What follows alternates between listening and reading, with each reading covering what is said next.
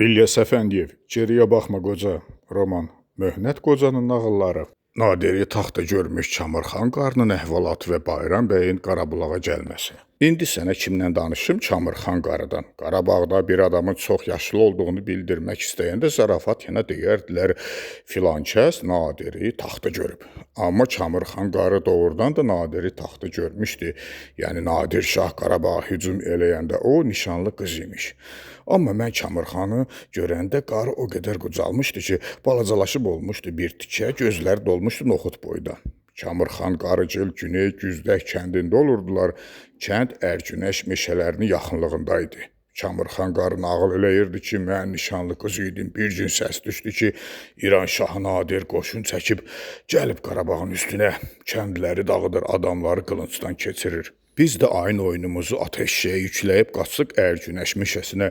Mənim babam ağır xəstə idi. O bizə dedi ki, hamısı birdir, mən sizlə gedə bilməyəcəyəm. Yanıma bir bardaq su, biraz da çörəkdən zaddan qoyun gedin.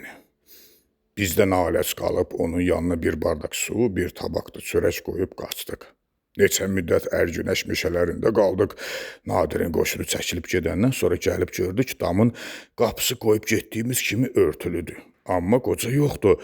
Kişilər gedib meşələri, çölləri qarış-qarış gəzdilər ki, bəlkə babamdan bir əsər əlamət tapsınlar. Amma heç nə tapmadılar. O vaxt ağsaqqallar fikirləşib dedilər ki, kişi Allahı mömin bəndəsi olduğu üçün mələklər gəlib ona aparıblar göyə. Çamırxan qarının neçə qızı, neçə oğlu olmuşdu. Ancaq mən qızı Xəlsə barədə demək istəyirəm. Xəlsə tez-tez danışan, bir yerdə duruş verib dayanmayan bir qız idi. Onu aldılar Qarabağda hamının tanıdığı, hamının hörmət elədiyi Abdullah Əfəndinin qardaşı Ağa Məhəmməd Əfəndiyə. Xəlsə nənənin 4 oğlu bir qızı oldu. Ancaq uşaqlar lap körpə ikən Ağa Məhəmməd Əfəndi vəfat etdi. Cavan, gözəl, göyçək bir gəlin olan Xəlsə də Kürdobadakı Səkinə kimi alyanlı meşələrindəki xanım kimi dünyanın bütün zövq səfasından gözünü çəkərək ərə getməyib başladı uşaqlarını böyütməyə. Güneylərdə oturan qocalar başlarını ağır-ağır tərpədib onun haqqında dedilər, sağ olsun, kişi qızıymış. Nə qədər ki uşaqları körpə idi, qonşu kişilər qorxma bacı dedilər. Yerini şımlayıb əkdilər, hov eləyib taxılını biçib döydülər. Ortancıl oğlu Abdullah çox fərasətli, zirək uşaq olduğu üçün əmləri Abdullah Əfəndi məsləhət gördü ki, onu Güney Güzdəkdən 8 kilometr araldakı Qarğabazar kəndində açılan 5 illik Rus Tatar məktəbinə qoysunlar. Abdullah hər gün qarda, tufanda 8 kilometr Qarğabazar kəndinə, 8 kilometrdə oradan Güney Güzdəyə ayaq döyərək bu məktəbi qurtardı. Yaşda özündən böyük bacısı Şirinin əri Əbdüləzzə Qarabulaq şəhərində tikinti şeyləri satan böyük mağaza açmışdı. Gödək savadsız bir kişi idi. Güclə qol çəkə bilirdi, amma biclikdə şeytana papaq tikərdi. Abdullah'ını götürdü öz mağazasına satıcı. Abdullah rus dilini bildiyi üçün Moskva, Xarkov kimi şəhərlərdən mal alıb gətirməyə yeznəsi onu göndərirdi. O da çox cavan olsa da bu işləri böyük məharətlə yerinə yetirirdi. Bilmirəm necə oldusa 3-4 ildən sonra Abdullah mağazaya şərik çıxdı. Sonra yeznəsindən ayrılıb özü o cür bir mağaza açdı. Az zamanda əli elə gətirdi ki, yeznəsini sıxışdırıb bazardan çıxardı. Ona görə də yeznəsi Əbdüləziz Abdullah ilə oldu həmişəlik düşmən. Söhbəti yenə də hərliyə Kürdobalı Bayram bəyin üstünə. O bir müddət Şuşada qulluq eləyəndən sonra onu Qarabulaq şəhərinə pristav təyin elədilər.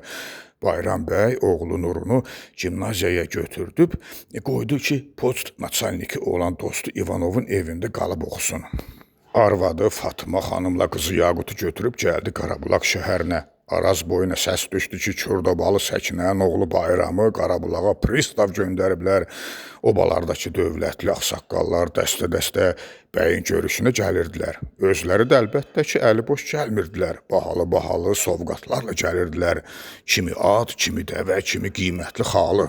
Bayram bəy də atları, dəvələri verirdi qardaşı Eyvaz, aparıb Kürdobada qatırdı öz dövlətinə.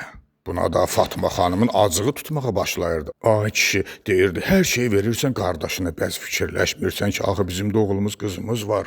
Bayram bəy də arvadına acıqlanıb deyirdi, sənin borcuna qalmayıb arvadsan, otur arvad yerində. O vaxtdan da Fatmanın ürəyində ərinin anasına, qardaşına qarşı bir kin düyümləndi. Səkinənin Fatma ilə arası olmasa da tez-tez oğlunun görüşünə gəlirdi. Hər gələndə də Bayram onu payla, sovqatla yola salırdı. Bayram bəy istəyirdi ki, qardaşının qoyunu, atı, dəvəsi o biri dövlətli tərəkəməllərin içindən əski olmasın. El yaylağa arana gedəndə Məşədi Gülməmmədoğlu Eyvazın köçü o birilərindən kasıb görünməsin. Çox çəkmədi ki, Bayram bəyin hörməti, izzəti lap naçalnikin özündən də artıq oldu. Bunun bir səbəbi də o idi ki, Araz boyundakı adlı sanlı qaçaqlar, Kürdobalı Bayramı öz adamları hesab edirdilər. Onun başını and içirdilər. Çünki Bayram onların öz içindən çıxmışdı. Yəni onlar kimi rəiyyət oğlu idi, özü də cins nəsildən idi. Bir dəfə belə bir əhvalat oldu. Qəzaya Valkov adlı təzə naçalnik gəlmişdi. Biraz keçəndən sonra o gördü ki, cəmaatın bütün işi sözü pristav Bayram bəylədi, onu heç sayan yoxdur.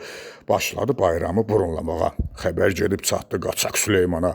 Süleyman padşahdan qaçmışdı. Cəmaatla işi olan deyildi. Kasıblara, əlsiz, ayaqsızlara kömək elərdi. İgidliyi də qaçaq nəbi kimi dillərdə dastan olmuşdu. Qaçaq nəbi aynalı tüfənginin zamanında ad açmışdı Süleyman da Onatılanın. Bir gecə naçalnik evində əyləşib xanımı ilə şıdırğı söhbət elədiyi zaman qapı taybatay açıldı. Qaçaq Süleyman əlində Onatılan içəri girdi. Naçalnikin arvadı qışqırdı. Süleyman tapancasını qobura qoyub arvada dedi. Qorxma xanım, biz adam yeyən deyilik. Xanım bu solğun, sarı bəniz, arıq oğlanın nə dediyini başa düşmədisə də Onatılanı qobura qoyduğunu görüb sakit oldu. Qaçaq naçalnikə dedi. Qaspacin komandor, o paqonlu çar naçalniklərinin hamısını komandor adlandırırdı.